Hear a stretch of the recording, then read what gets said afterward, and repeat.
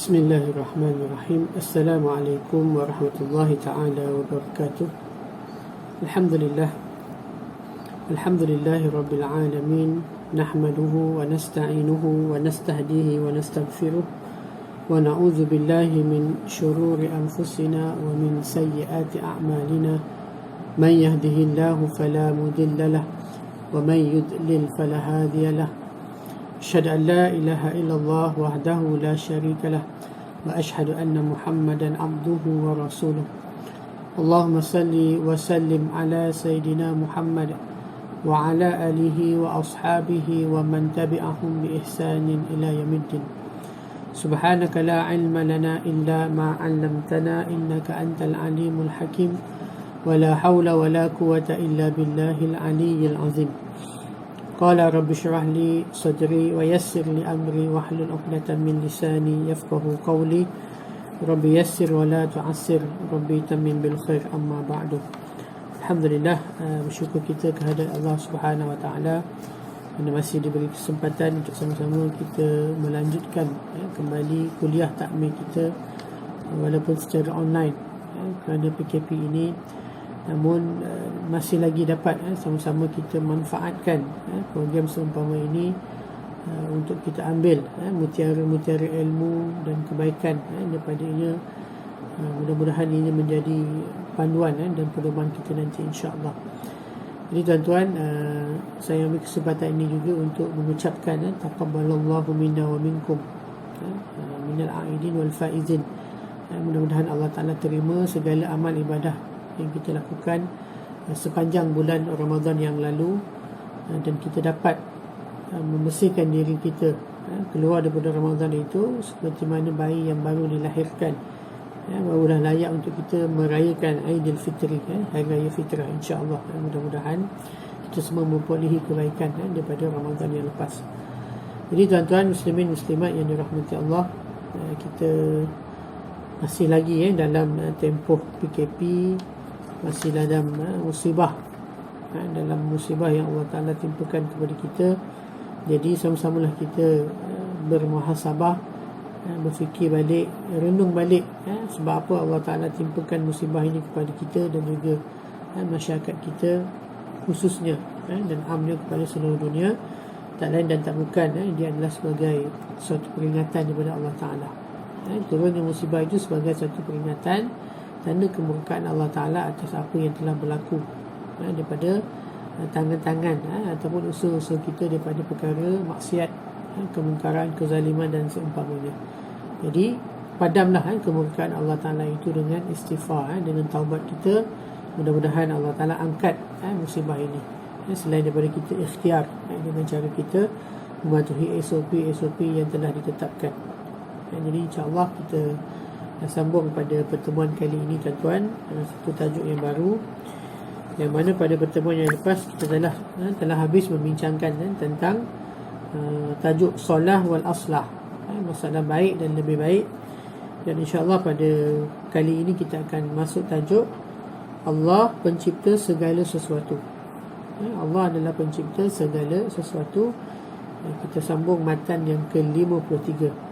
Qala musannif rahimahullah, wa jaizun alaihi khalqu syarri wal khairi kal islam wal jahli al kufri. Dan harus bagi Allah Ta'ala itu menjadikan kejahatan dan kebaikan, seperti mana Allah Ta'ala jadikan Islam, jahil dan kufur.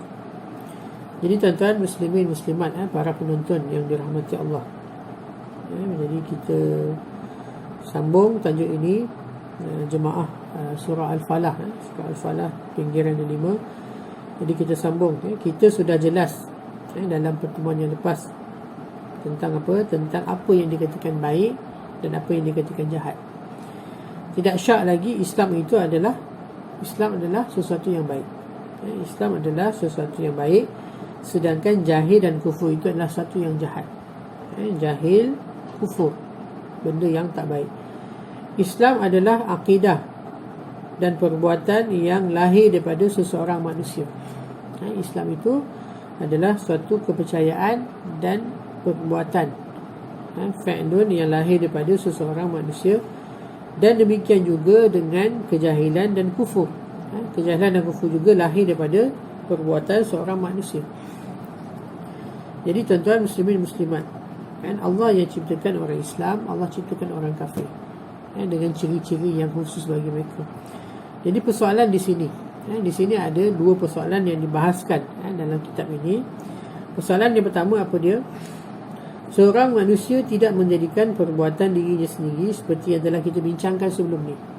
Tidak ada manusia yang menciptakan sesuatu, hatta perbuatan dia juga bukan dia yang buat, bukan dia yang cipta, melainkan Allah Subhanahu Wa Taala. Jadi manusia ni hanya memilih. Manusia hanya memilih. Adakah yang menjadikan iman dalam diri seseorang manusia ialah Allah Ta'ala? Dan adakah yang menjadikan kejahilan dan kekufuran juga ialah Allah Ta'ala? Ini persoalan dia. Jadi semua perbuatan, semua zat, semua sifat dan semua perbuatan adalah Allah yang buat, Allah yang cipta. Jadi persoalan di sini, adakah yang menjadikan iman dalam diri seseorang manusia ialah Allah Ta'ala? Dan adakah yang menjadikan kejahilan, kekufuran dalam diri seorang manusia itu juga ialah Allah Ta'ala? Jadi Allah yang ciptakan manusia. Ada yang beriman, ada yang kafir. Yang beriman masuk syurga, yang kafir masuk neraka. Jadi Allah yang buat itu semua. Adakah betul? Jawapannya ya. Ya memang. Memang Allah Ta'ala yang menciptakan semuanya. Yang zat pun Allah cipta, perbuatan pun Allah cipta, sifat pun Allah cipta. Orang kafir pun Allah cipta dengan kekafirannya, orang Islam pun Allah cipta dengan keislaman dan keimanannya itu. Jadi manusia memilih. Itu pun Allah Ta'ala yang buat. Allah mengkehendaki manusia ini boleh memilih. Jadi manusia memilih iman. Ada manusia yang memilih iman, lalu Allah Ta'ala jadikan iman dalam dirinya, dan Allah redha dengan iman itu ada dalam diri dia. Dan ada manusia pula yang mereka ni memilih kufur dan juga kejahilan, lalu Allah Ta'ala jadikan kufur dan jahil dalam diri mereka, dalam keadaan Allah tidak redha. Allah tidak redha, jahil dan kufur itu ada dalam diri mereka. Boleh faham tuan-tuan? Ini persoalan ni. Semua Allah cipta, semua Allah buat.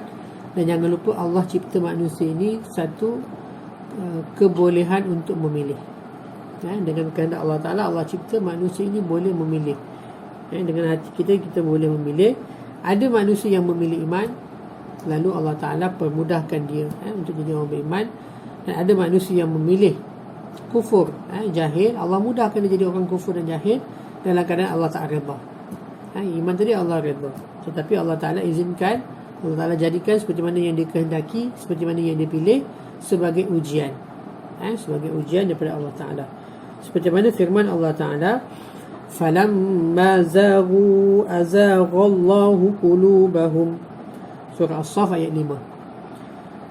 Bermaksud, maka ketika mereka itu berpaling daripada kebenaran yang mereka sedia mengetahuinya, Allah palingkan hati mereka daripada mendapat hidayah petunjuk.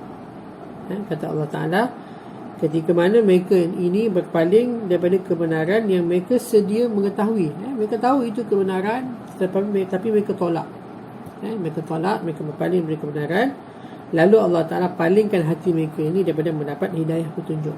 Kalau orang yang nak hidayah petunjuk, Allah akan mudahkan dia dapat hidayah petunjuk. Jadi mana-mana manusia tuan-tuan, kalau dia berlaku jujur dengan hati dia sendiri, walaupun dia bukan Islam, tapi kalau dia ada kejujuran dalam hatinya itu, dia nak mencari kebenaran, Allah akan mudahkan dia dapat kebenaran, dapat hidayah petunjuk. Tapi kalau manusia itu, walaupun dia tahu kebenaran, dia tolak, seperti mana Bani Israel, seperti mana ahli kitab, mereka ini mengetahui kebenaran, seperti mana kata Allah Ta'ala, ya'rifunahu kama ya'rifuna abna'ahum.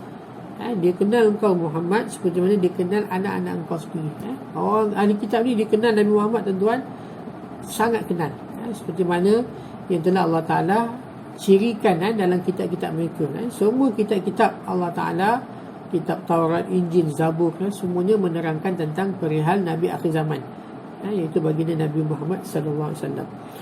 Dan mereka mengetahui secara detail, secara terperinci, secara exactly ciri-ciri itu. Dan ketika mana mereka melihat baginda Nabi Muhammad SAW itu, Mereka tahu itu adalah Nabi yang sebenar, tetapi mereka tolak sebab apa? Bukan Bani Israel. Itu je point dia. Orang-orang Yahudi, mereka tahu kebenaran itu pada Islam, tapi mereka tolak Islam. Sebab apa? Sebab Nabi akhir zaman bukan daripada bangsa mereka. Itu je point yang mereka tolak Islam. Dalam keadaan mereka tahu kebenaran itu adalah Islam. Baru ni saya tengok dalam YouTube tuan-tuan. Tuan-tuan boleh tonton, boleh cari dalam YouTube. Banyak rabai-rabai Yahudi. Rabai ini adalah ulama-ulama Yahudi, pendeta-pendeta Yahudi yang sendiri mengakui bahawa agama yang paling dekat dengan agama Yahudi ialah Islam. Mereka sendiri mengakui. Sebab apa? Semua agama-agama lain mereka ni mensyirikkan Tuhan, menyekutukan Allah Ta'ala. Tetapi agama Islam tidak menyekutukan Allah Ta'ala seperti mana orang-orang Yahudi, ahli kitab. Mereka juga mengakui Tuhan itu ialah Allah Ta'ala. Hanya Allah Ta'ala saja Tuhan, tidak ada selain daripada Allah Ta'ala Tuhan. Kristian mengakui Allah Tuhan, cuma mereka ada konsep Trinity. Adapun Yahudi tidak, mereka mengesahkan Allah Ta'ala. Walaupun sebahagian Yahudi mengatakan Uzair itu anak Allah, Nabi Uzair itu anak Allah Ta'ala. Tetapi mereka mengakui Islam adalah kebenaran dan paling hampir dengan agama mereka. Cuma mereka menolak Islam sebab baginda Nabi Muhammad bukan bangsa Yahudi, bukan Bani Israel. Itu antara poin utama kenapa mereka menolak kebenaran Islam. Dalam keadaan mereka tahu itu ialah Islam, maka mereka ini Allah Ta'ala palingkan hati mereka daripada mendapat hidayah, petunjuk. Mereka tolak dalam keadaan mereka mengetahui itu kebenaran. Itu yang ulama mengatakan Allah murka sangat dengan Bani Israel Yahudi ini sebab itulah mereka tolak kebenaran dalam keadaan mereka tahu itu kebenaran. Ghairil maghdubi alaihim. Ulama-ulama tafsir menafsirkan perkataan ghairil maghdubi alaihim, jangan kau jadikan daripada kami golongan yang engkau murkai. Iaitu siapa dia yang engkau murkai? Yahudi. Golongan-golongan Yahudi ini yang Allah Ta'ala murka sebab mereka ini menolak kebenaran dalam keadaan mereka mengetahui itulah kebenaran. Dan lagi tuan-tuan muslimin muslimat, para penonton, firman Allah Ta'ala lagi, wala yarda li ibadihil kufr. Allah Ta'ala dia tidak redha hamba-hambanya berkeadaan kufur. Walaupun Allah yang cipta kekufuran dalam diri mereka, sebab mereka yang nak, mereka yang memilih, tetapi Allah tidak redha dengan kufur itu. Allah tak suka, bahkan Allah benci kekufuran yang dilakukan oleh manusia. Walaupun Allah izinkan dia berlaku sebagai ujian, tapi Allah tidak redha. Jadi tuan-tuan muslimin muslimat, berhati-hati kita. Apa saja yang kita nak buat, Allah akan izinkan. Allah dengan kehendak Allah Ta'ala itu, tapi itu sebagai ujian, sebagai ujian untuk kita.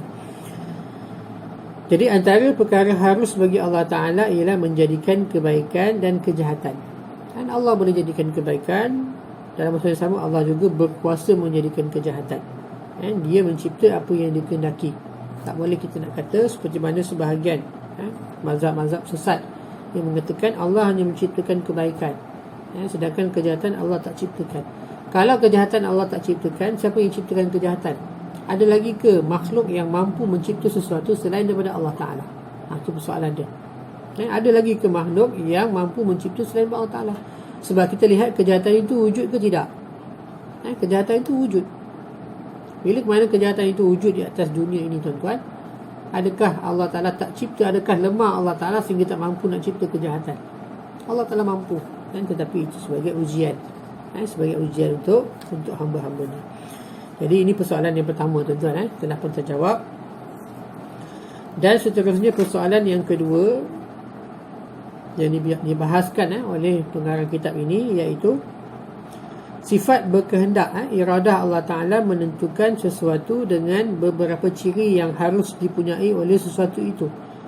Manusia boleh berlaku kepadanya iman dan kufur. Ada manusia yang beriman, ada manusia yang kufur, kafir. Ada manusia yang berilmu dan ada yang jahil. Adakah sifat kehendak Allah Ta'ala itulah yang menentukan orang itu mukmin dengan iman, orang itu kafir dengan kekufuran, orang itu alim dengan ilmu, dan orang itu jahil dengan kejahilan dia? Jadi adakah Allah Ta'ala yang mengkehendaki seseorang itu jadi kafir? Adakah Allah Ta'ala mengkehendaki seseorang itu jadi Islam dengan iman dia itu? Adakah Allah Ta'ala kehendaki seseorang itu jadi alim, lalu memudahkan dia mendapat ilmu? Adakah Allah Ta'ala mengkehendaki seseorang itu jadi jahil, kemudian dia menjadilah seorang yang jahil? Jadi itu persoalan dia. Adakah sifat iradah Allah Ta'ala itu yang menentukan? Jawapannya apa tuan-tuan? Dia memang benar. Benar sedemikian. Orang mukmin itu beriman dengan limpah kurnia Allah Ta'ala dan juga kehendak dia. Allah kehendaki seorang itu beriman, lalu dia beriman. Orang alim itu ada ilmu dengan kehendak Allah Ta'ala dan rahmatnya. Allah Ta'ala mengkehendaki seorang itu jadi alim, Allah Ta'ala bagi rahmatnya.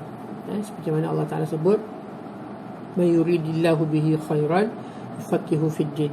Barang siapa yang Allah Ta'ala kehendaki kebaikan kepada seseorang itu, yufaqihu fid din, maka Allah Ta'ala akan berikan dia kefahaman agama yang mendalam. Dengan rahmatnya dia bagi kita kefahaman mendalam, maka kita jadilah orang yang beriman, jadilah orang yang alim. Itu semua berlaku dengan kehendak Allah Ta'ala. Itu juga orang kafir. Sebaliknya orang kafir tidaklah menjadi kufur keluar daripada kehendak Allah Ta'ala. Semuanya dengan kehendak Allah Ta'ala. Allah yang mengetahui, Allah yang merancang. Orang jahil juga, iaitu orang yang tidak mengetahui sesuatu hakikat. Sama ada dia tak tahu langsung ataupun dia tahu sebahagian bercampur aduk dengan yang lain. Jadi orang ini sekiranya Allah Ta'ala mengkehendaki, tentulah Allah Ta'ala boleh bagi dia ilmu. Kalau Allah nak orang yang jahil ini pandai, boleh dia Allah bagi dia ilmu. Bergantung kepada kehendak Allah Subhanahu Wa Ta'ala. Jadi semuanya memang berlaku dengan kehendak Allah Ta'ala. Tetapi jangan lupa Allah Ta'ala juga dengan kehendak dia menciptakan manusia ni, dia ada kebolehan untuk memilih manusia dan jin ini. Jadi kehendak Allah Ta'ala ialah memberi kita ni mampu memilih. Dan Allah akan jadikan, Allah akan pemudahkan. Seperti mana yang kita pilih itu, Allah akan pemudahkan. Jadi bila dia pilih iman, Allah akan beri dia iman. Bila hatinya itu pilih untuk menjadi kufur, Allah akan jadikan dia seorang yang kufur. Bila dia kehendaki menjadi orang yang jahil, Allah akan jadikan dia jahil. Bila dia kehendaki untuk mendapatkan ilmu, Allah akan beri dia ilmu. Demikianlah tuan-tuan, semuanya berlaku dengan kehendak Allah Ta'ala. Dan kita boleh memilih itu juga adalah kehendak Allah Ta'ala. Firman Allah Ta'ala, "Qul falillahil hujjatul balighah falau syaa lahadakum ajma'in." Dalam surah Al-An'am ayat 149, firman Allah Ta'ala, katakanlah wahai Muhammad, kalau kamu sudah tidak ada satu bukti, maka Allah Ta'ala mempunyai bukti yang tegas dan nyata. Oleh itu, jika dia mengkehendaki, tentulah dia akan memberi hidayah petunjuk kepada kamu semuanya. Kalau Allah nak bagi hidayah petunjuk kepada semua, boleh Allah nak buat. Allah boleh buat semua beriman. Allah juga boleh buat semua jadi kafir, boleh. Tapi apa yang berlaku hari ini, kehendak Allah lah. Allah nak sebahagian beriman dan Allah nak sebahagian kafir. Kehendak Allah Ta'ala juga, Allah jadikan manusia ni dia ada pilihan. Dia boleh memilih, lalu dia memilihlah seperti mana yang dia kehendaki. Dan itu semua adalah ujian Allah Ta'ala. Sebagai ujian Allah nak lihat ayyukum ahsanu amala. Siapa di kalangan kamu yang terlebih baik akan amalannya. Dengan ujian-ujian, dengan nikmat-nikmat, dengan musibah-musibah yang diturunkan, Allah nak tengok bagaimana respon kita terhadap ujian Allah Ta'ala itu. Itu juga adalah kehendak Allah Ta'ala. Allah nak uji. Dan lagi firman Allah Ta'ala, "Allamal insana ma lam ya'lam." Dialah Allah Ta'ala lah yang mengajar manusia perkara yang tidak diketahui. Jadi kalau seseorang itu jahil, Allah boleh bagi dia ilmu. Ya, boleh bagi ilmu. Bahkan ada istilahnya ilmu laduni. Ilmu laduni. Apa dia? Ilmu yang gifted. Anugerah Allah Ta'ala tanpa dia pelajari. Tak belajar, tiba-tiba dia ada ilmu. Boleh? Harus. Seperti mana yang kita tahu kisah Nabi Khidir dengan Nabi Musa AS. Nabi Khidir ni Allah Ta'ala bagi dia ilmu laduni. Dia mengetahui masa depan. 3 peristiwa. Yang mana Nabi Khidir dia buat benda yang Nabi Musa tak boleh terima. Yang pada zahirnya nampak jahat. Dia bunuh budak kecil. Dia lubangkan sampan orang yang tak bersalah, tak ada buat apa-apa dengan dia. Dia lubangkan sampan itu. Kemudian dia membina tembok di satu rumah di kampung yang orang buat jahat kepada dia. Jadi benda-benda ni, sebab apa buat benda-benda ni? Sebab Nabi Khidir dia mengetahui masa akan datang, apa yang akan berlaku. Jadi dia nak benda yang akan datang tu akan berlaku lebih teruk lagi. Jadi dia nak tutup benda yang teruk itu dengan tindakan dia pada ketika itu. Jadi Nabi Musa tak mengetahui. Jadi dipanggil ilmu laduni. Ilmu yang Allah Ta'ala anugerahkan tanpa dipelajari. Jadi Allah Ta'ala mengajar manusia perkara yang tidak diketahuinya. Dan lagi firman Allah Ta'ala, "May yahdillahu fahuwal muhtad." Surah Al-Kahfi ayat 17. Sesiapa yang diberi hidayah petunjuk oleh Allah Ta'ala, maka dialah yang mendapat petunjuk. Allah boleh bagi petunjuk kepada orang kafir, hidayah, dan Allah Ta'ala boleh tarik hidayah daripada orang yang beriman. Semuanya dengan kehendak Allah Ta'ala. Allah Ta'ala boleh melakukan semuanya. Jadi masalah ini dibincangkan oleh ulama yang disebut sebagai masalah Allah menjadikan perkara baik dan jahat. Khalqul al-hasan wal qabih. Khalqul hasan wal qabih. Maksud baik ialah hasan. Maksud baik al-hasan ialah perkara yang tidak memberi kesan, tidak baik ataupun seksaan. Benda yang baik ni apa dia? Benda yang dia tak memberi kesan. Kesan yang negatif ataupun tidak mendapat seksaan Allah Ta'ala. Itu perkara yang baik. Adapun perkara jahat, qabih ini ialah perkara yang membawa kesan dicela atau negatif. Sama ada kesannya itu didapat segera ataupun kemudian hari di akhirat. Itu perkara qabih, perkara yang jahat. Jadi tuan-tuan muslimin muslimat, para penonton, mazhab ahli sunnah wal jamaah berpegang baik dan jahat itu ialah kejadian Allah. Allah ciptakan baik dan Allah yang ciptakan jahat. Dan kehendak, semua itu berlaku dengan kehendak Allah Ta'ala. Allah redha dengan perkara yang baik dan Allah tidak redha dengan perkara yang keji, perkara yang jahat Allah tak redha. Walaupun Allah Ta'ala yang buat, Allah yang cipta, Allah izinkan dia berlaku, tetapi Allah tidak redha perkara yang jahat. Perkara yang keji ini berlaku, perkara zalim ini berlaku. Seperti mana hari ini kita lihat kezaliman yang melampau oleh orang-orang Yahudi, Zionis di Israel. Sebenarnya bukan di Israel, di Palestin. Itu bumi Palestin. Bagaimana Yahudi Zionis ini merampas tanah. Hari ini dibom, dibunuh umat Islam Palestin yang tidak bersalah.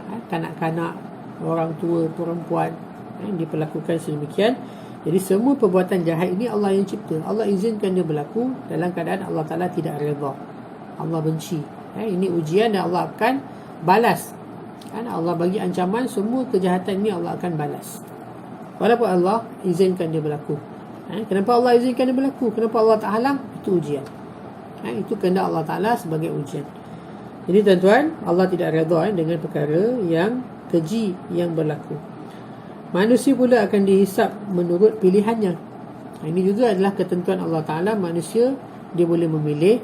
Disebabkan apa yang dipilih itu Allah Ta'ala izinkan dia berlaku dan dia akan bertanggungjawab. Dia akan dihisap di akhirat nanti atas pilihan yang dia buat dulu. Jadi pendapat ini mungkin kelihatan janggal, tetapi inilah yang sebenarnya. Inilah pendapat mazhab ahli sunnah wal jamaah. Ini disebabkan sekiranya kita tidak berpendapat sebegini. Apa dia? Pendapat kita mengatakan yang baik pun Allah cipta, yang buruk pun Allah cipta, yang jahat pun Allah cipta, yang iman, manusia beriman Islam pun Allah cipta, orang kafir pun Allah Ta'ala cipta. Jadi inilah pendapat ahli sunnah wal jamaah. Sebab kalau kita menafikan, sekiranya kita menafikan, apa implikasinya? Sebahagian perbuatan itu bukanlah daripada kejadian Allah dan sebahagiannya bukanlah dengan kehendak Allah Ta'ala, sedangkan ini tidak betul.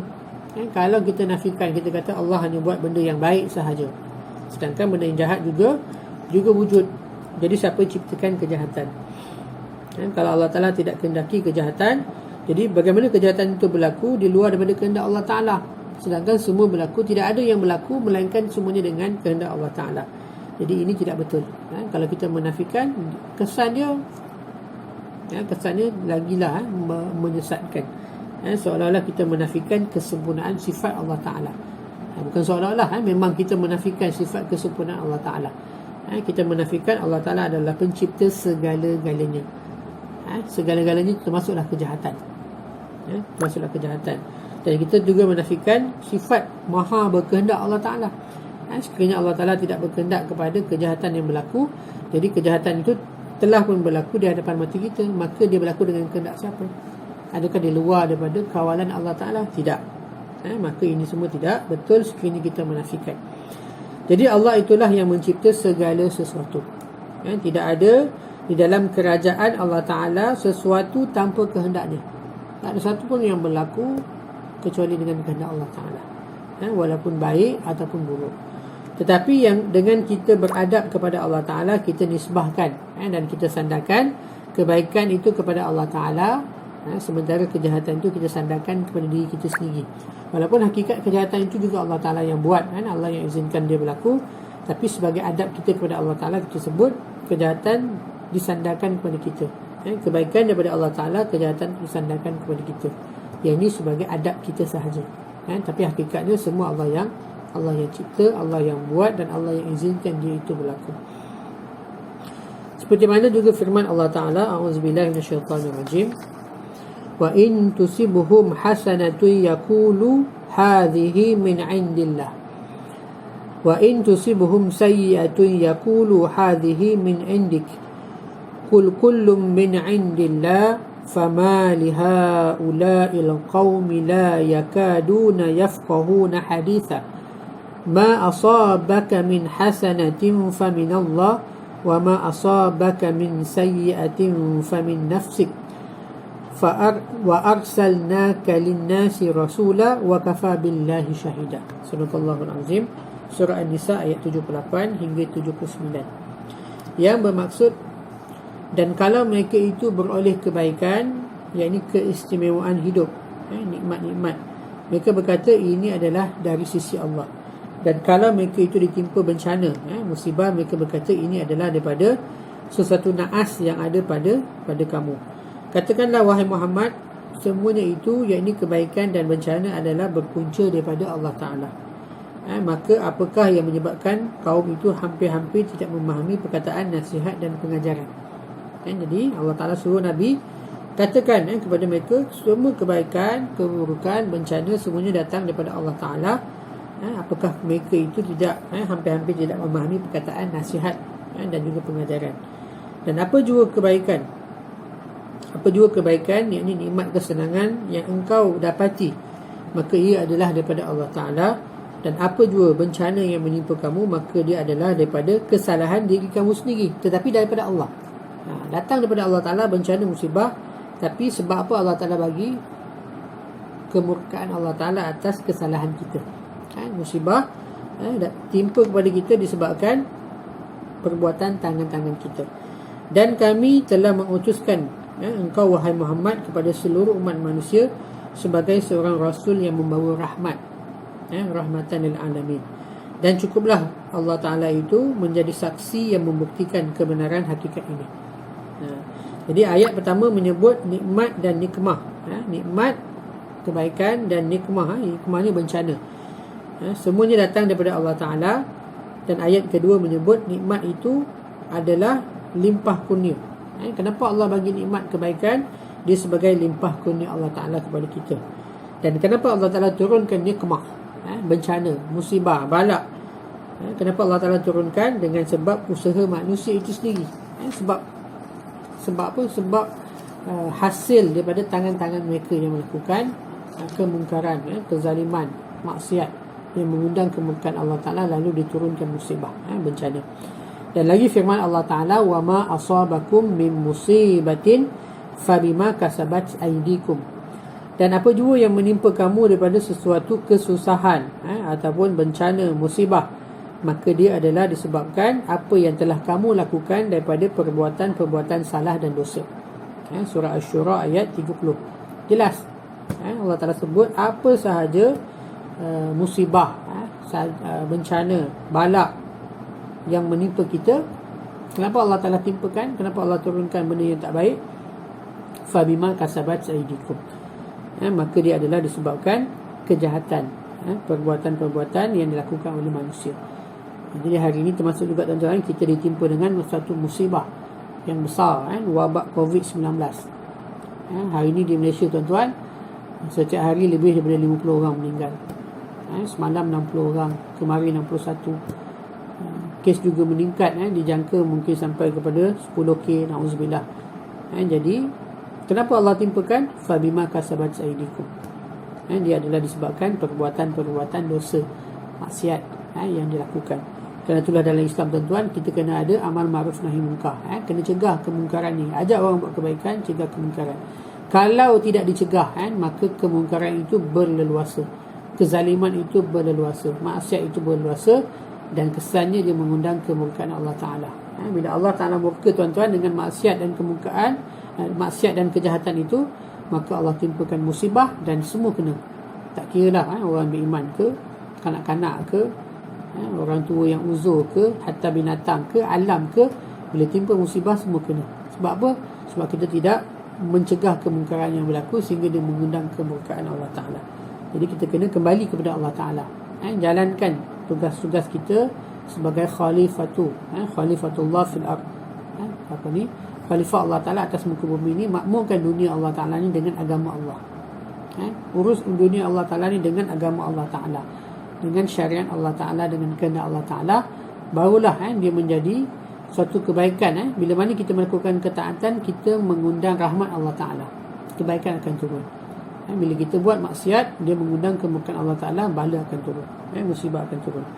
Jadi menyandarkan bencana, musibah kepada diri manusia adalah kerana diri manusia itu yang menyebabkan berlakunya sesuatu, sekalipun perbuatan itu secara hakikatnya adalah Allah yang buat, Allah yang ciptakan, Allah yang turunkan, supaya mengajar kita adab dengan Allah Ta'ala.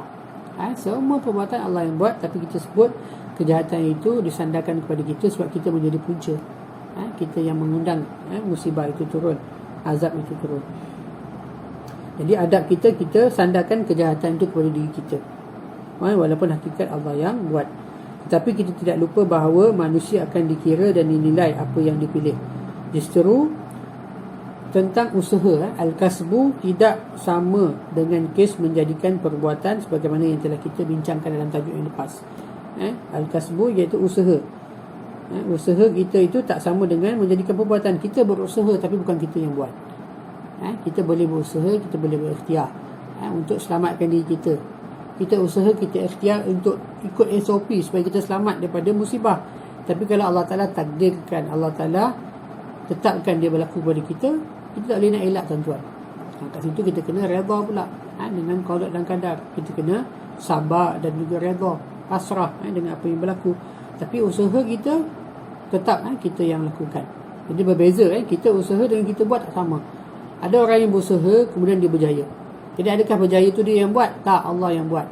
Dia hanya usaha. Sebab ada orang yang berusaha tapi dia tak berjaya, sebab Allah Ta'ala tak izinkan. Allah yang buat dia tak berjaya, walaupun dia berusaha. Jadi usaha itu tak sama dengan membuat perbuatan.